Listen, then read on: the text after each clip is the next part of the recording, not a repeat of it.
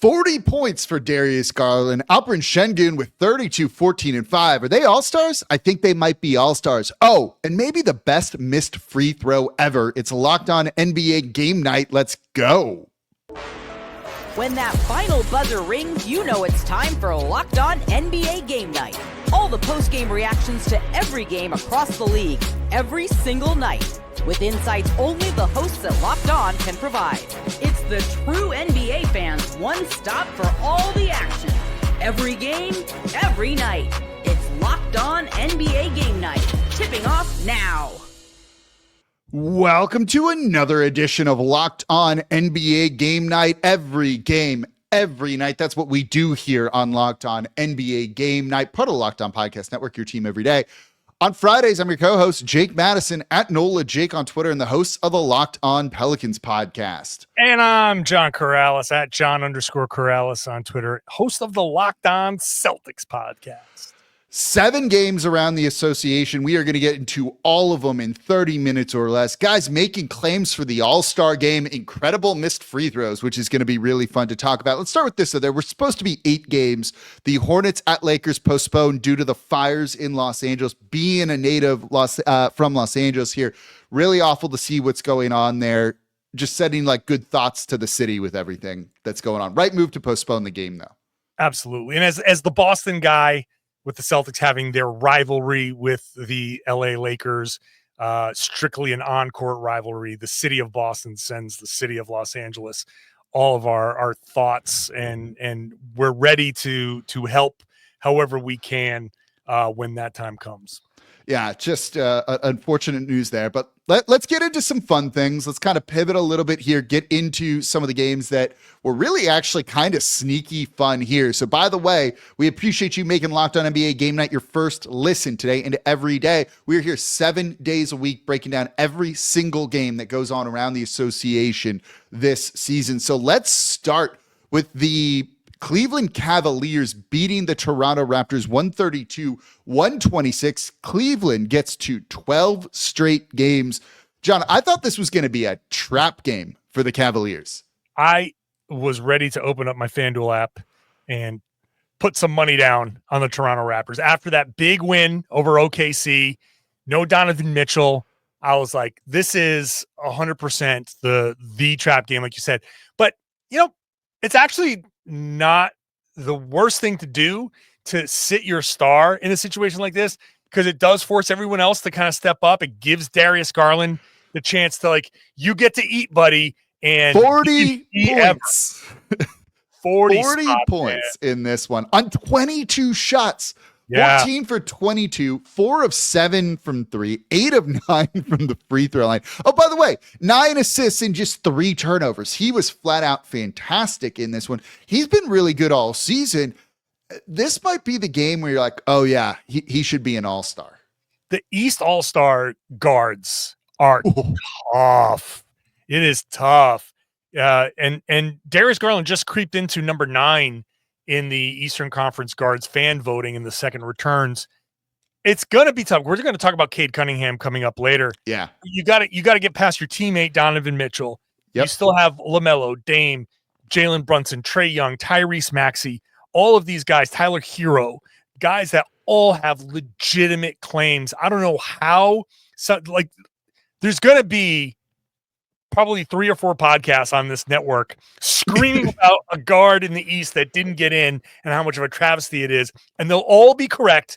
And also all the guys who will get in will also be correct. It's just a weird kind of quirk that the East is so guard heavy. But Garland absolutely making a case. I'm the Boston guy. I'm watching the Cleveland Cavaliers and I'm waiting for them to kind of come back down to earth. Jake, they are on a 73 win pace. It's absurd. It's an insane pace. They're not a 73 win team, are they? Real or fake? The Cavaliers are a 73 win team. I mean, so look, it should be fake. It should be fake for any team, basically, right? Right. No team is at a 73 win pace, except you look at them and you're like, oh man, that game against OKC, game of the year, right? Lived up to the hype. and they won, ending a 15-game winning streak, and then they get a trap game win, which is even more impressive. Yeah. You know, without their best player, you have Evan Mobley in the running for Defensive Player of the Year. I think like they're just an impressive team. Let's kick it over, by the way, to Sean Woodley of Locked On Raptors for the other perspective here.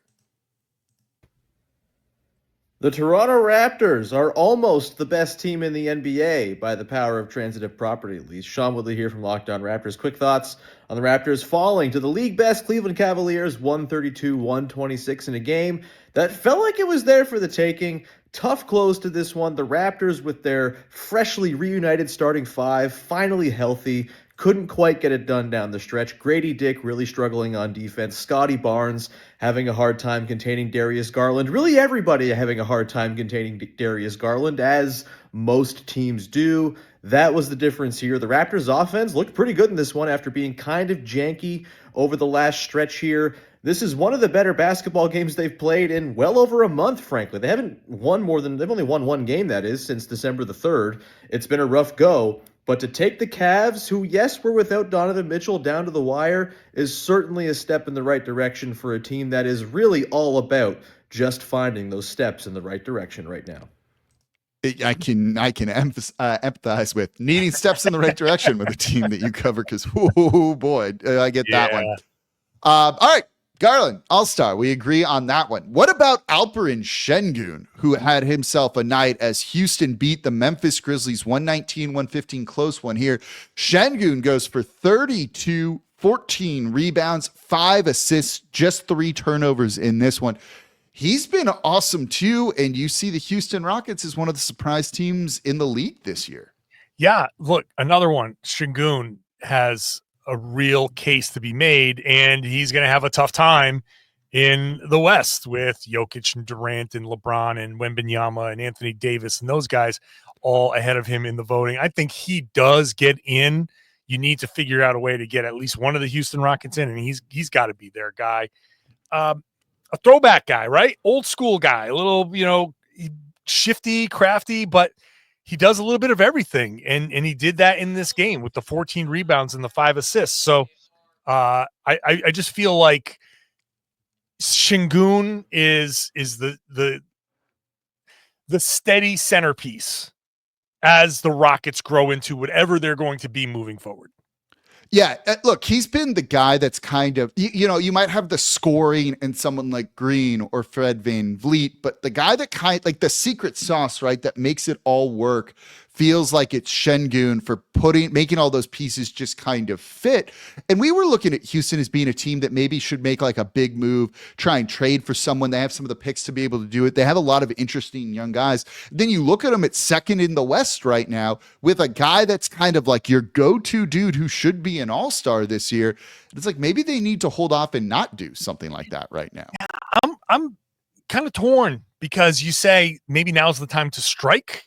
You've got something working, but I don't think that's 100% the way to go.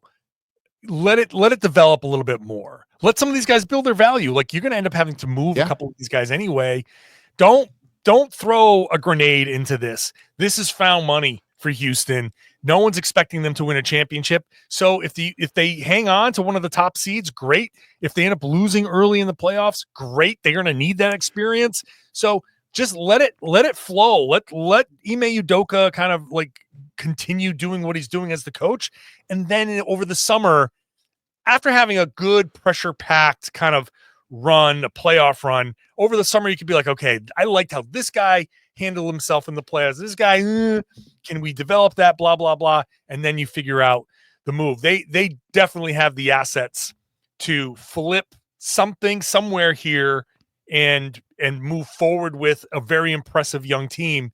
But now's the time to let them just kind of do what they do. Gather the data, know what you need, or know what you need to change, and there's something to be Don't said overreact for a lot of that. Yeah, I agree with you. In these positions, overreact in these spots, and they end up setting themselves back. Don't do that. All right, let's kick it over to Locked On Grizzlies for their take on this game. The Memphis Grizzlies showed some fight on Thursday night. It was fight night in Memphis, as I talked about on the last episode of Locked On Grizzlies. The Grizzlies fought, but they weren't able to land the winning punch. the Rockets pick up the victory. I'm Joe Mullinax of Locked On Grizzlies, and goodness gracious, the turnovers. We've talked about them a lot here on Locked On Grizzlies, and they continue to rear their ugly head. Not just the lost opportunities at points for Memphis, but the conversions off of them by Houston. Major factor in the game against the Grizzlies tonight. Plus, you had Alperen Sengun really dominating in the front court. Memphis did not have an answer for him, especially in the first quarter. A first quarter where Houston scored 45 points. Lots of reasons the Grizzlies lost this game, and even so, they had open shots at the end to take the lead. They fought back from a 17-point deficit. There's things to build on, but they have a long ways to go to get better. All right, so we just talked about two potential all-star guys in Darius Garland, Alperen Şengün. There is a play that makes Cade Cunningham an all-star, in my opinion. We are going to talk about that coming up here next in today's episode of Locked On NBA Game Night.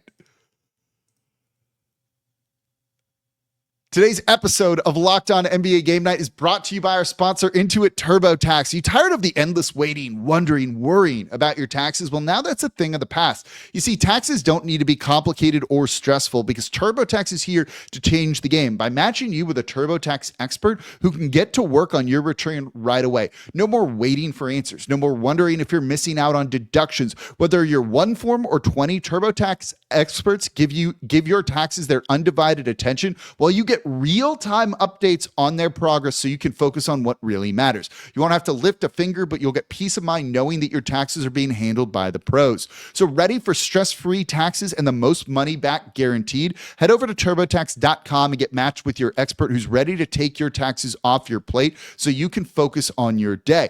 Only available to TurboTax Live full service, real-time updates only in the iOS mobile app. See guaranteed details at TurboTax.com/guarantees. All right, thank you for making Locked On NBA Game Night your first listen today and every day, 7 days a week, covering every single game played in the NBA this season. And now go check out the daily Locked On newsletter for your favorite team. You can do it over at lockedondaily.com. There's Locked On Pelicans daily newsletter, Locked On Celtics daily newsletter. We'll get into the Miami Heat here in a minute. Theirs is a must read right now with the Jimmy Butler trade drama and all of that. Locked On Daily, go subscribe. It's a great way to support your favorite show as well. All right, John, 2 more games in this segment. I want to start with the Warriors beating the Detroit Pistons here, 107-104, a close game down the stretch after Detroit was down by as many as 18 in this one. And then basically the ending of the game was kind of nuts. Nuts. This is one of my favorite plays of the night.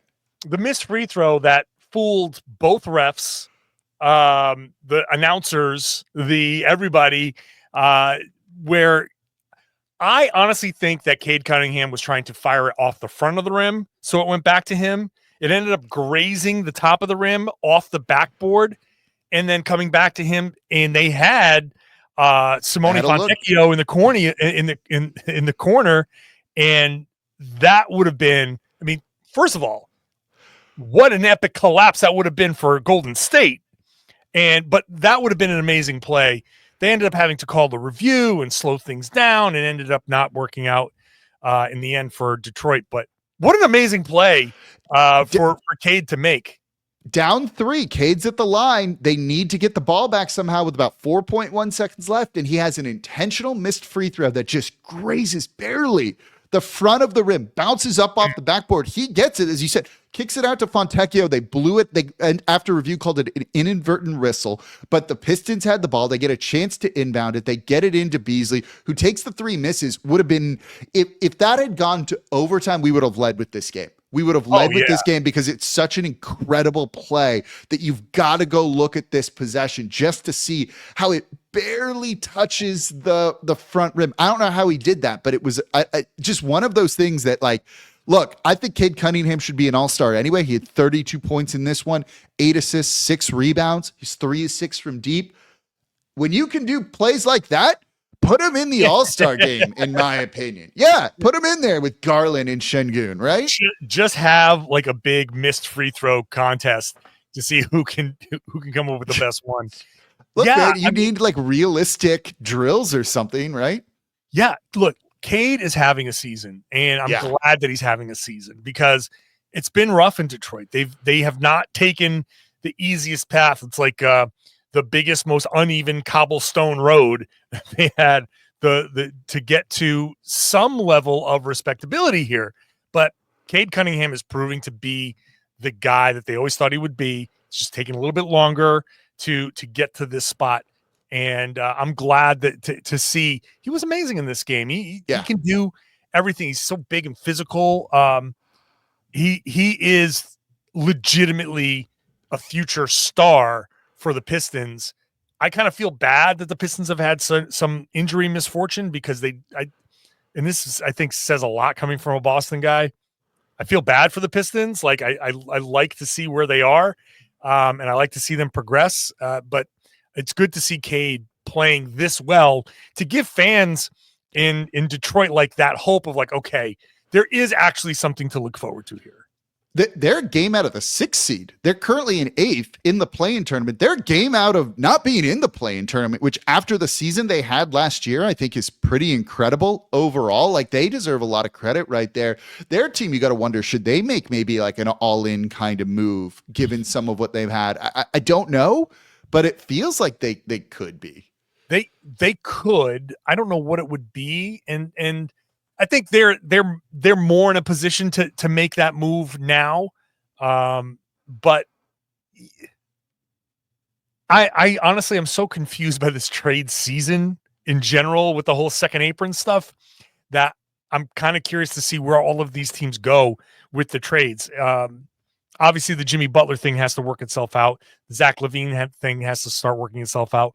I don't know that there's a player out there that you can add to this team to be like, okay, this is the guy to be playing next to Cade that's going to be part of the partnership. Again, you got to be super careful about the fit and making sure it's a complementary player, making sure this is the right guy, because Detroit has already done enough to set themselves behind. They don't need to make that one other move to be like, oh, you're blowing, because what's going to end up happening if they do is you're going to run out of time with Cade, and you're going to have to end up moving him before you realize it and starting over again.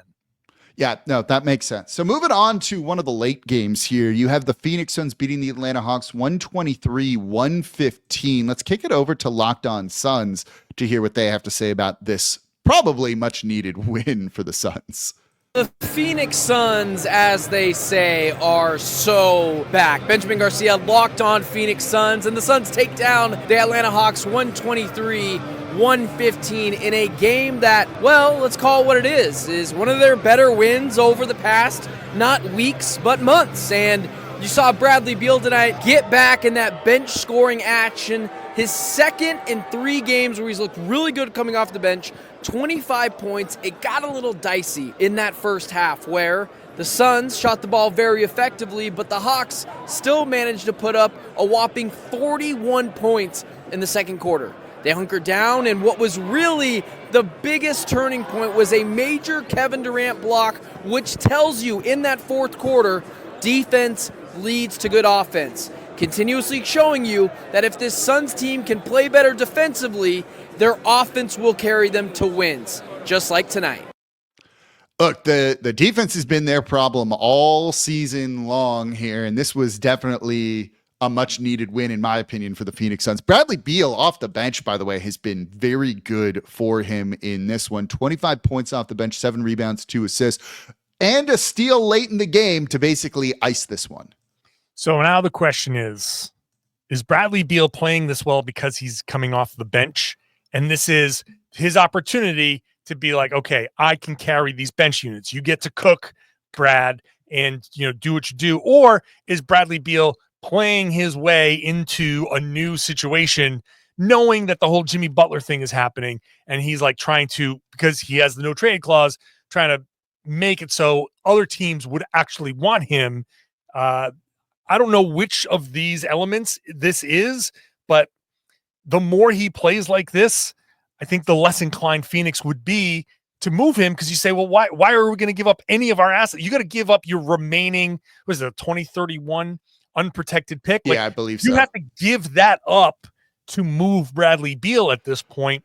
Why do that if all of a sudden Bradley Beal is cooking in this bench role? And maybe he can just be like, hey, for now, for this season, I'm in this bench role. Let's make the most of it.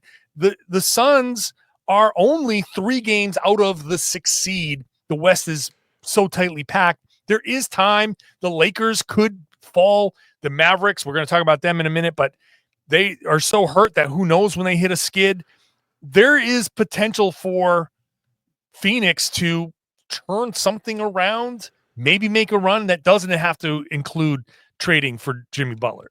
So, yeah, maybe. I agree with that. I think you also look at this game and see Grayson Allen, who went 7 of 8 for 23 points. That's a season high for him, and he has not played even remotely at that level this year. And if he has just like a normal Grayson Allen game, they probably lose this one, and that's probably kind of concerning when you look at it.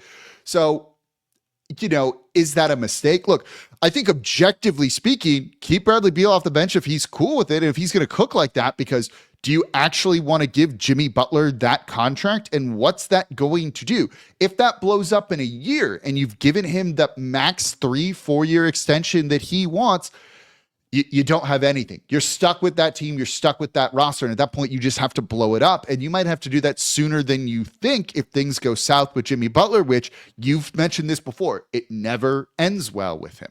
No, and I'm not dragging this out. You already have Bradley Beal under contract for 3 more years. Why trade for Jimmy Butler and give him 3 more years to do the same thing and be just as hurt? Like, I just don't see it. I don't get it. Just stick with it. I spent all day today outside with racking my brain. Like, how does Phoenix make this move? I don't see it. You were outside thinking about that? Is it not cold where you are? I have a dog and he needs to go outside. So in the cold, I keep my thoughts occupied in the 20-degree weather with potential Phoenix Suns trade scenarios because I'm a psychopath. Yeah, look, we're sickos here on Locked On NBA Game Night. Every game, every night, it's what we do here. Basketball always on our mind. 3 more games we're going to get to coming up here next in Locked On NBA Game Night. Today's episode of Locked On NBA Game Night is brought to you by Rocket Money. Look, do you have subscriptions that you're still paying for that you don't realize it? When all of a sudden you check your account, you realize you were billed for them. It's an awful feeling. You feel kind of dumb. You don't get that money back. It's a pain. It's happened to me before, but you can use Rocket Money to cancel those. Rocket Money is going to help you track down all those subscriptions and help you cancel them. It's like having a personal assistant for your finances. Rocket Money is a personal finance app that helps you find and cancel your unwanted subscriptions, monitors your spending, and helps lower your bills so you can grow your savings. And it brings everything all together in one place, whether it's subscriptions, your spending habits, or even the goals you want to hit this year. And Rocket Money has over 5 million users and has saved a total of 500 million in canceled subscriptions, saving members up to $740 a year when using all of the app's premium features. What could you use $740 extra?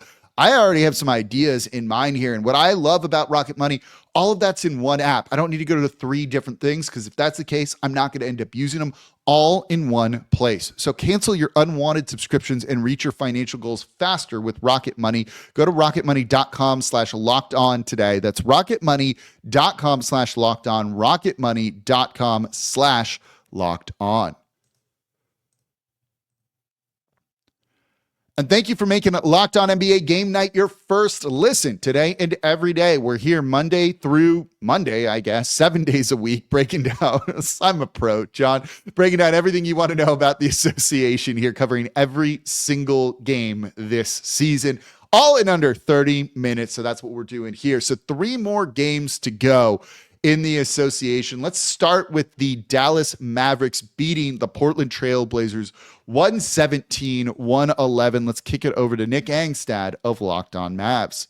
Game for the Dallas Mavericks. When you see the term game of runs in the dictionary, this game is right next to it because it felt like an 8-0 run, an 8-0 run, an 8-0 run, an 8-0 run over and over again. The Mavs just couldn't take a hold of this game until 4 minutes and 33 seconds left in the fourth quarter.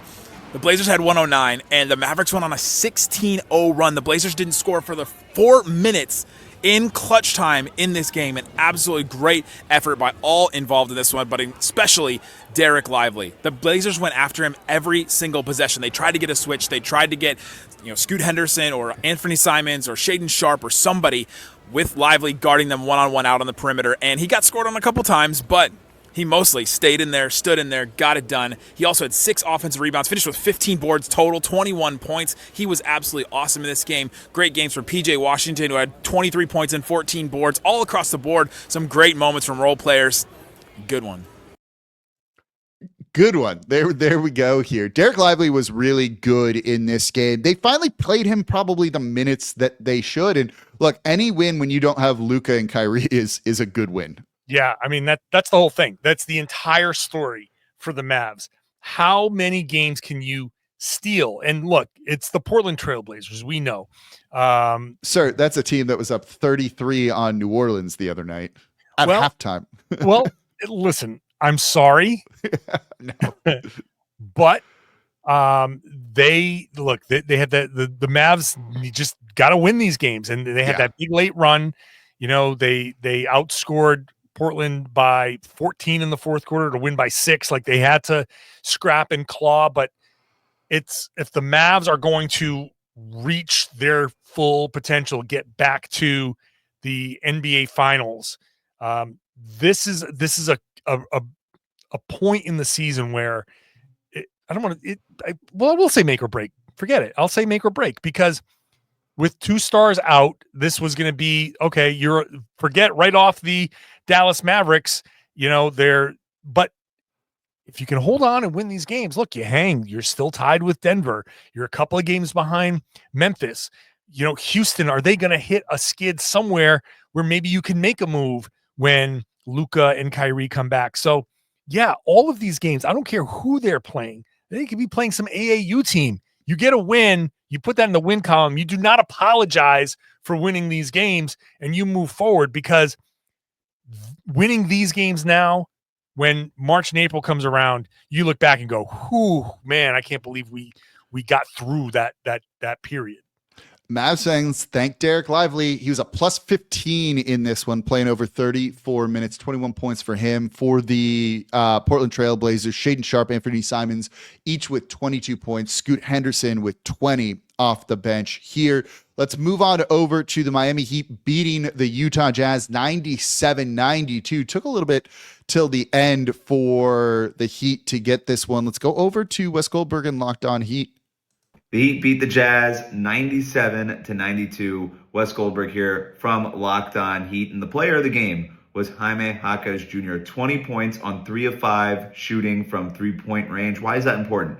Because Jaime had hit 16 threes all season going into this game. He was really struggling with that shot. But in this one, made a huge three-pointer with a minute left in the game to put the Heat up 2 possessions. And then, a couple of nights after missing clutch free throws in overtime that could have iced the game in Sacramento, he hits 2 clutch free throws at the end of this game with just a few seconds left to ice the game in Salt Lake City. A big win for the Miami Heat, a turning point for Jaime Jaquez Jr. perhaps. This has been the best stretch of his season, 4 straight games now with double-digit scoring. Really important stuff with Jimmy Butler out of the lineup for the foreseeable future, at least until the suspension is over.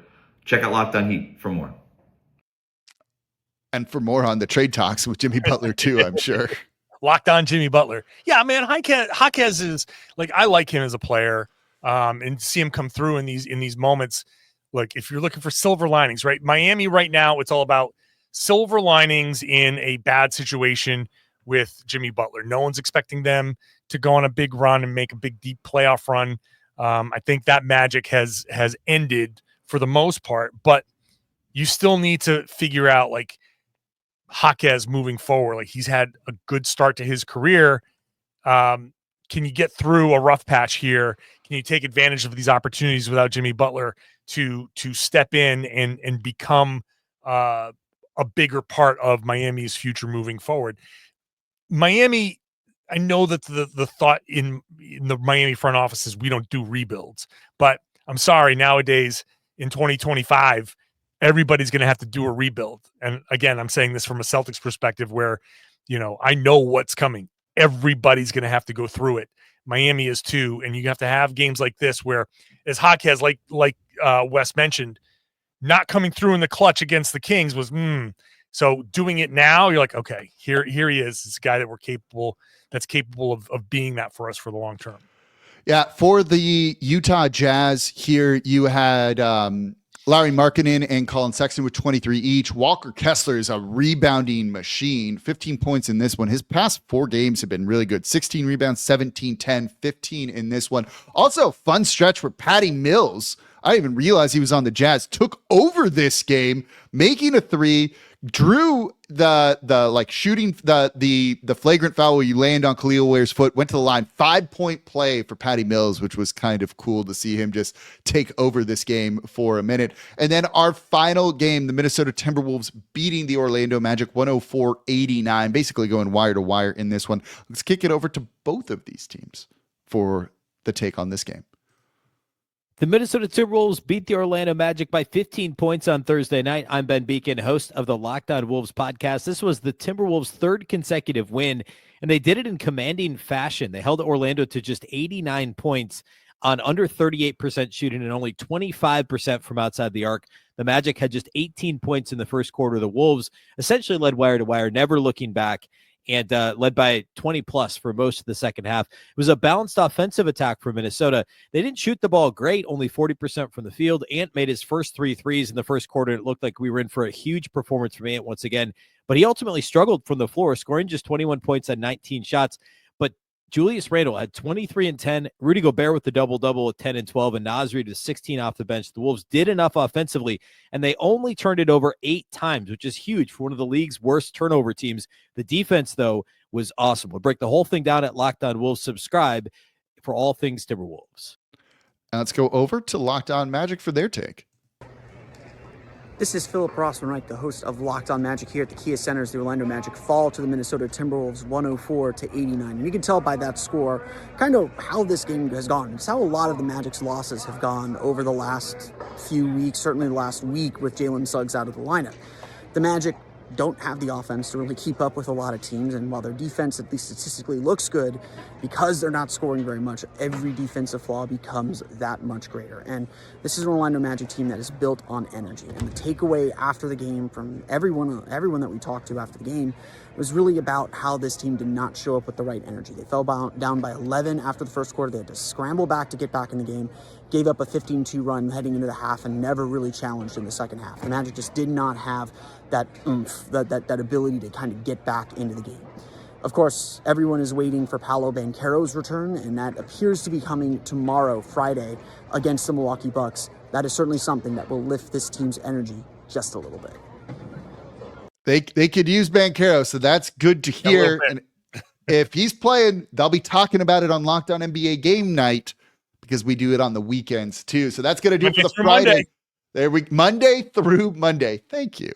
That's going to do it for us here on Locked On NBA Game Night. Every game, every night on Fridays. I'm your co-host, Jake Madison, at NOLA Jake on Twitter, the host of the Locked On Pelicans podcast. And I'm John Karalis, at John_Karalis on Twitter, host of the Locked On Celtics podcast. We'll see y'all next time.